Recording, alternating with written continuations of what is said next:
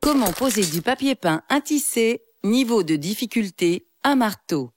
Poser ou changer de revêtement mural apporte du style à votre intérieur. Pour une finition soignée, quelques règles sont à respecter. Vous aurez besoin de rouleaux de papier peint intissé et de colle pour papier intissé. Munissez-vous d'une éponge, de ciseaux, d'un cutter, d'un mètre, d'une règle de 2 mètres, d'un fil à plomb, d'un seau, d'un pinceau, d'une brosse à encoller ou d'un rouleau, d'une brosse de tapissier, d'un couteau à maroufler, d'une roulette de tapissier et enfin d'un escabeau. Enlevez tout ancien revêtement. Décollez l'ancien papier peint à la décolleuse ou poncez légèrement une ancienne peinture pour une meilleure adhérence de la colle. 3 choses sont à vérifier. Assurez-vous que le support est propre, sinon dépoussiérez-le ou lessivez-le. Vérifiez ensuite qu'il est bien plan. Rebouchez si besoin les trous ou les fissures à l'enduit. Enfin, vérifiez que le support est bien sec. Toute trace d'humidité sera identifiée et à traiter avec le produit adéquat.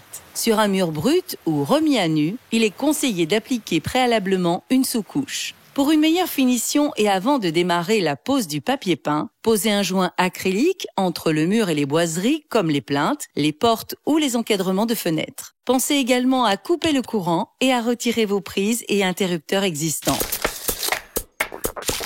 Mélangez la colle de manière homogène en respectant les proportions du fabricant.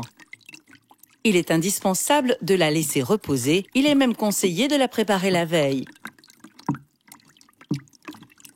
Préparez vos repères au mur. À l'aide d'un mètre, reportez la largeur du lait en haut du mur en partant du bord. Sur ce repère, faites descendre un fil à plomb et reportez de petits repères réguliers sur toute la hauteur du mur. Mesurez ensuite la hauteur du mur. Vérifiez que tous les rouleaux proviennent du même bain. Pour les papiers peints à raccord, démarrez chaque nouveau lait en faisant coïncider les motifs. Ce lait comportera donc 2 coupes, en haut et en bas, pour être raccord au lait à poser. Il est conseillé de couper les laits au fur et à mesure de la pose pour éviter les erreurs. Encollez à la brosse ou au rouleau la largeur d'un lait avec un petit débord. Vous pouvez maintenant poser le premier lait. Présentez le lait sur le bord du mur en laissant dépasser 5 cm dans le haut.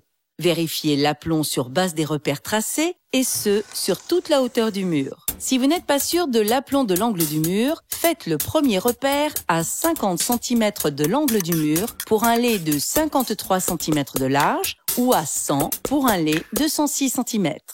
Faites descendre le fil à plomb pour répéter les repères. Faites coïncider le premier lait sur ces repères, le papier couvrira l'angle et débordera sur l'autre mur. Une coupe de raccord sera nécessaire. Votre aplomb sera parfait, même si les murs ne le sont pas. Marouflez toute la surface en partant du centre vers les extrémités. Coupez le surplus inférieur de papier au ras de la plinthe en vous aidant du couteau à maroufler. Faites la même chose dans l'angle du plafond et du mur. Coupez le surplus inférieur de papier au ras de la plinthe en vous aidant du couteau à maroufler. Déposez le deuxième lait bord à bord. Si nécessaire, il est possible de décoller et de repositionner. Réalisez les coupes haut et bas, puis passez la roulette de tapissier sur la jonction des 2 laits. Pour enlever un éventuel surplus de colle sur cette jonction, un passage d'éponge humide sera nécessaire.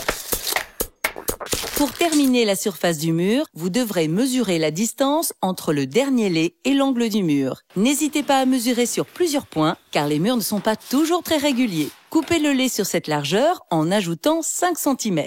Une fois posé et marouflé, coupez l'excédent dans l'angle à l'aide du couteau. La pose en angle sortant. Posez le lait en débordant de l'angle du mur sur l'autre de quelques centimètres et posez le lait suivant en recouvrant le bord du lait d'angle de quelques centimètres. Recoupez au cutter les 2 épaisseurs de papier. Enlevez la chute en maintenant le papier avec la règle pour éviter le déchirement du papier. Soulevez le bord du papier pour enlever la seconde chute, puis lissez les bords. Pour habiller un angle horizontal, partir du haut et insister à la brosse sur l'encollage de l'angle sortant. Marouflez jusqu'au mur, puis découpez l'excédent.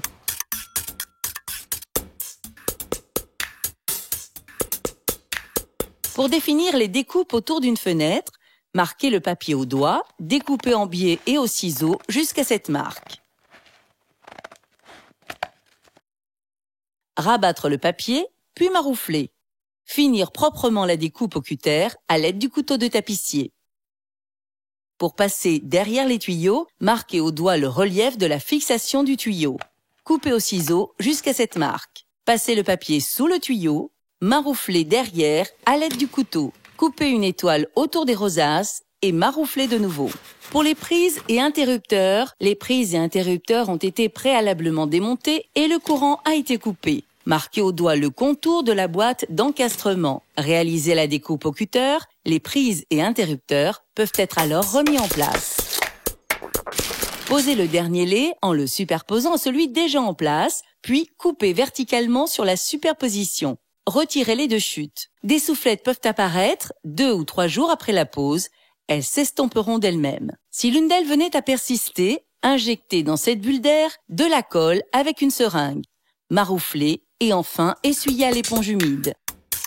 La pose de papier peint intissé n'est vraiment pas compliquée et le style est assuré. Une question, un doute, un conseil? Contactez le 0810 634 634.